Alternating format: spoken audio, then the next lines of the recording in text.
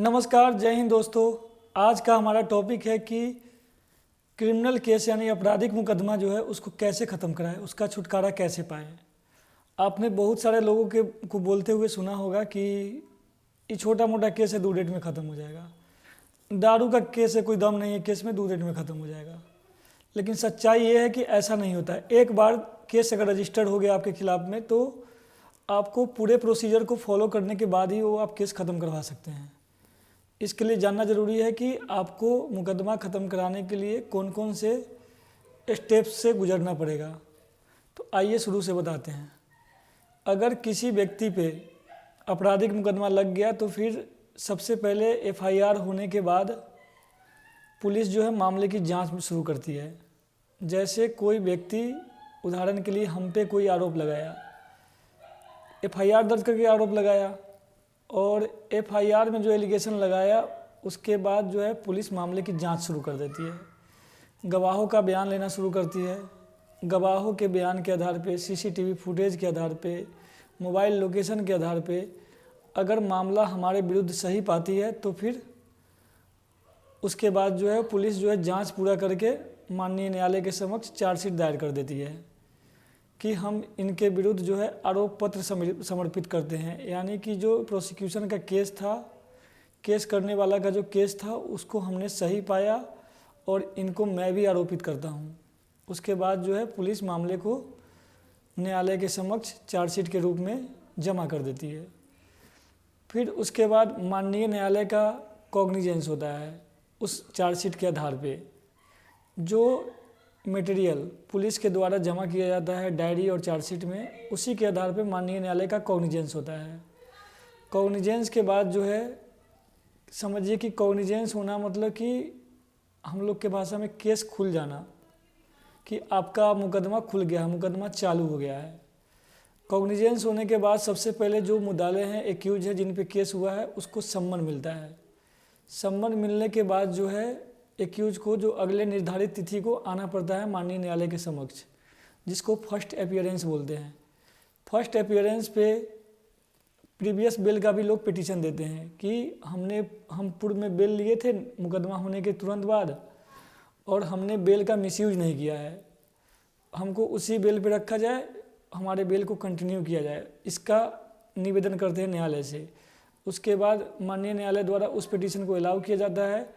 उस परिस्थिति में जब हमने बेल का मिसयूज नहीं किया, यानी कि केस चालू हुआ, हमको सम्मन मिला और हम माननीय न्यायालय के समक्ष अपीयर हो गए, तो हमारा पहले का बेल टूटा नहीं, केस चालू हो गया हमारा, और हमारा प्रीवियस बेल भी अलाउ हो गया कि आपको पहले के बेल पे ही रखा जाता है। अब आप आइए ट्रायल में। अब ट्रायल का प्रोसेस वहीं से शुरू हो जाता है। जब फर्स्ट अपीयरेंस कंप्लीट कर लेता है तो उसके बाद जो है केस पुलिस पेपर के स्टेज पे जाता है। पुलिस पेपर आपको रिसीव करना पड़ता है। जो मुद्दाले हैं उनको जो पुलिस द्वारा जांच पूरा किया गया था, चार्जशीट किया जाता है, पूरा जो हुआ था, चार्जशीट जो हुआ था उसकी कॉपी मिलती है आपको, डायरी की कॉपी मिलती है कि आपके खिलाफ जो है इतने ये सब मामला जो है आया था, ये सब सबूत आया है, और आपको उसकी कॉपी मिल जाती है फ्री ऑफ कॉस्ट। ये पुलिस पेपर का स्टेज ख़त्म हो गया। पुलिस पेपर प्राप्त होने के बाद फिर उसके बाद केस चार्ज के लिए फिक्स होता है। जब हम पुलिस पेपर प्राप्त करते हैं उसके बाद केस जो है चार्ज के लिए फिक्स हो गया। उसके बाद उस दिन जो है माननीय न्यायालय द्वारा चार्ज फ्रेम किया जाता है। ये सब बात मजिस्ट्रेट ट्रायबल मामलों में चार्ज हो जाता है मजिस्ट्रेटिव कोर्ट में। माननीय न्यायिक दंडाधिकारी महोदय के न्यायालय में केस चार्ज हो जाता है। जो अगर मजिस्ट्रेट ट्रायबल केस रहे, छोटे मोटे मामले जो मजिस्ट्रेट द्वारा विचारणीय हैं रहे, तब वहाँ पे चार्ज होगा। लेकिन यही मामला सेशन ट्रायल द्वारा विचारणीय होगा, सेशन कोर्ट में ट्रायल होगा, तो फिर मजिस्ट्रेट साहब इस मामले को वहीं पे कमिटमेंट कर देंगे, वहाँ से डिस्पोज करके माननीय सत्र न्यायाधीश महोदय के यहाँ भेज देंगे। ऐसे मामले जो बड़े मामले होते हैं, उदाहरण के लिए 307 यानी हत्या की कोशिश का मामला, या फिर हत्या का मामला, अपहरण का मामला और डकैती का मामला, ये सब मामला हो तो उसको मजिस्ट्रेट साहब के यहाँ ट्रैवल नहीं होता है तो उसको कमिट कर देते हैं। कमिट होने के बाद वही मामला जो है माननीय सत्र न्यायाधीश महोदय यानी जज साहब के यहाँ चला जाता है ट्रायल होने के लिए। लेकिन अब आते हैं जो मजिस्ट्रेट साहब के यहाँ ट्रैवल होता है उस मामले पे आते हैं कि मजिस्ट्रेट साहब चार्ज को फ्रेम कर दिए। छोटा मामला को समझिए, छोटा मामला है, उसको मजिस्ट्रेट साहब के यहाँ ट्रैवल होना है तो उसको मजिस्ट्रेट साहब चार्ज फ्रेम कर दिए। अब आपके विरुद्ध जो है आरोप तय हो गया, आरोप तय हो गया। अब प्रोसिक्यूशन का काम आता है, जो केस किया है उस साइड के लोगों का काम होता है कि आपके विरुद्ध जो है गवाहों को प्रस्तुत करे और अपने केस को माननीय न्यायालय के समक्ष भी सही ठहराए। उसके लिए प्रोसिक्यूशन साइड को गवाह लाना पड़ता है। गवाह लाने के बाद जो है अब जो है केस कैसा भी रहे, जो गवाह आने का प्रोसीजर है उसको फॉलो करना पड़ता है। अब जो है जैसे ही केस चार्ज फ्रेम हुआ तो उसी दिन के बाद जो है जो केस में जितने चार्जशीट विटनेस थे, जो पुलिस के समक्ष गवाही दिए थे, उस सबको नोटिस किया जाता है, सम्मन भेजा जाता है कि आप फलाने केस में गवाह हैं, आपको माननीय न्यायालय के समक्ष आके गवाही देना है। ये हो गया एपीओ साहब पीपी साहब का काम शुरू वहाँ पे, या फिर माननीय न्यायालय का भी काम है जो कि ऑफिस से भी सम्मन जाता है गवाह को। तब जब गवाह नहीं आती, सम्मन के बाद गवाह नहीं आती, तो फिर उसके बाद अगला प्रोसेस है। सम्मन के बाद अगर गवाह ना आए तो फिर उस गवाह पे BW जाता है, जो अगले डेट पे होगा, बिलेबल वारंट जाएगा। और जब BW पे भी गवाह नहीं आता है तो फिर NBW का ऑप्शन है, उसके बाद NBW होता है अगले डेट पे। या फिर सर्विस रिपोर्ट की मांग करते हैं जज साहब कि जो अभी तक जो सम्मन भेजे वो पहुंचा कि नहीं उसके पास, गवाह के पास, या फिर अभी तक जो BW भेजे वो गवाह तक गया कि नहीं गया, गवाह आखिर क्यों नहीं आ रहा है। फिर उसको उस सर्विस रिपोर्ट की मांग करते हैं, SR की मांग करते हैं, उस पर चला जाता है केस। अब कई डेट उसमें खपत हो जाता है। फिर उसके बाद जो है अंतिम में दस्ती सम्मन का प्रोसेस है।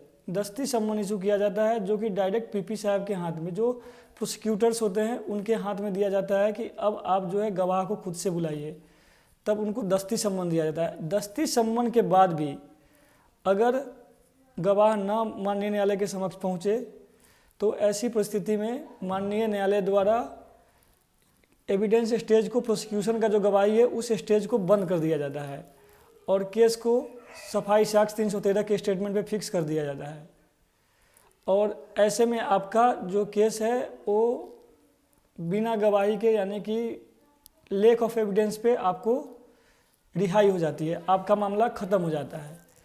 लेकिन ऐसे बहुत कम मामलों में होता है कि आपने पूरा प्रोसेस कर दिया और गवाह एक भी नहीं आया, लेकिन जैसे ही गवाह एक भी आएगा तो फिर आपका जो है स्टेज चेंज हो जाता है, सफाई साक्ष्य पे आता है। उसके बाद फिर प्रोसिक्यूशन का आर्गूमेंट होता है, फिर आपके साइड से डिफेंस का आर्गूमेंट होता है, फिर केस जो है जजमेंट के लिए फिक्स होता है।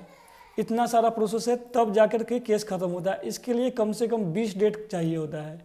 लेकिन जो गांव में जो जज लोग बैठते हैं, हर गांव में 2-4 को जज रहते हैं, वकील रहते हैं, उनका कहना है कि लाओ ना 2 डेट में ही ख़त्म हो जाता है, 3 डेट में ख़त्म हो जाता है, ये केस में कोई दम रह गया है। लेकिन ऐसा नहीं है, केस किसी भी प्रकृति का हो उसको इस प्रोसीजर को फॉलो करना ही करना पड़ता है। और अब देखिए कि जब ये तो हो गया मजिस्ट्रेट ट्रैवल मामलों में ऐसा हुआ।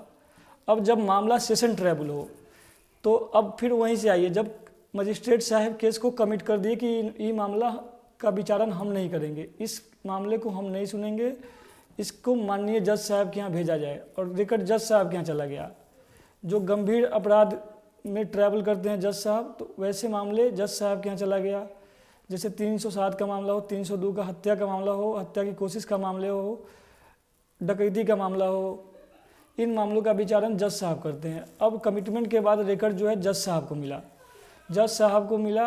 उसके बाद जज साहब भी केस को चार्ज करते हैं, केस को चार्ज कर दिए तो उनका भी यही प्रोसीजर है जो गवाह बुलाने का, जो चार्जशीट में विटनेस है, चार्ज के बाद ही उनको सम्मन कर दिया जाता है गवाह को।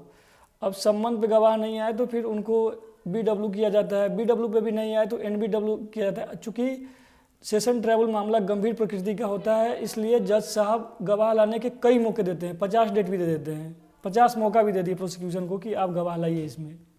यही बात है। तो जिनको लगता है कि केस हमारा 2 डेट में ख़त्म हो जाएगा, 4 डेट में ख़त्म हो जाएगा, ऐसा कभी नहीं हुआ है, किसी के साथ नहीं हुआ है।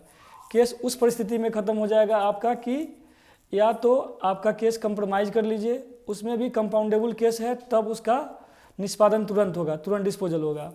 अगर कंपाउंडेबल केस नहीं है, जैसे 307 का मामला है, हत्या की कोशिश का मामला है, हत्या का मामला है, उसको आप कंप्रोमाइज़ भी करा लीजिएगा तो एक डेट में ख़त्म नहीं होगा, दो डेट में ख़त्म नहीं होगा, 20 डेट में ख़त्म नहीं होगा, जब तक कि उसमें जितने भी चार्जशीट में जितने भी विटनेसेस है वो एग्जामिन ना हो जाए, तब तक वह मामला ख़त्म नहीं होगा। यही केस का प्रोसीजर है। लेकिन बहुत सारे लोग आपको गुमराह करते हैं। रही बात एक्साइज एक्ट का केस का, बोलते हैं कि बिहार में अभी शराबबंदी है, शराब का मामला है, छोटा मोटा मामला है, ये तुरंत ख़त्म हो जाएगा। ऐसा नहीं है। अगर आपके पास से 2 लीटर भी शराब की रिकवरी हुई है और 30A सेक्शन लगा हुआ है इलीगल वाइन रखने का, तो फिर आपको यही प्रोसीजर फॉलो करना होगा। शराब का भी केसेस अभी भी बिहार में सेशन ट्रायबल है, जज साहब के यहाँ चलता है ट्रायल इसका, तो उनके यहाँ भी ऐसे ही, या तो 2-3 ही मामला है। अगर आपको तुरंत ख़त्म कराना है, कंप्रोमाइज़ के बेस पे उसको डिस्पोजल करवाइए, उसमें भी जो कंपाउंडेबल केस है वो होगा ख़त्म। दूसरा कि आप कन्फेस कर जाइए, गलती स्वीकार कीजिए तो फिर सज़ा पाइए, यही रास्ता है ना ख़त्म होने का। तो गुमराह होने से बचिए, वीडियो को ज़्यादा से ज़्यादा शेयर कर दीजिए ताकि लोगों तक सही जानकारी पहुँचे, किसी के झांसे में नहीं आए। और अधिक जानकारी के लिए हमारा नंबर है इसमें दिया हुआ, संपर्क करें। वीडियो को शेयर कर दीजिएगा। धन्यवाद।